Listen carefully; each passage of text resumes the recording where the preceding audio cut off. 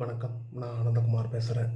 நேற்று கரூரில் விஜயண்ணா மீட்டிங், தமிழக வெற்றி கழகம் மீட்டிங் அப்போது கிட்டத்தட்ட 40 பேர்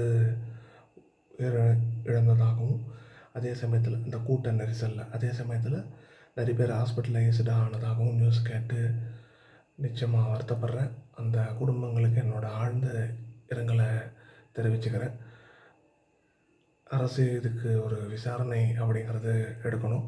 அதே சமயத்தில் பெண்கள், சிறு குழந்தைகள் இவங்கெல்லாம் முடிஞ்ச அளவுக்கு க்ரௌட் அதிகமாக இருக்கிற போது போகிறத அவாய்ட் பண்ணுங்கள். அது அது மீட்டிங்காக இருந்தாலும் சரி, ஆன்மீக ஸ்தலமாக இருந்தாலும் சரி, எந்த ஒரு நிகழ்ச்சியாக இருந்தாலும் ஒரு அளவுக்கு மீறி க்ரௌட் இருந்ததுன்னா போகாமல் இருக்கிறத அவாய்ட் பண்ணுங்கள். அந்த குடும்பங்களுக்கு நிவாரண உதவி, மருத்துவ உதவி போன்றவை கிடைக்கப்பெற வேண்டும் அப்படின்னு கேட்டுக்கொள்கிறேன்.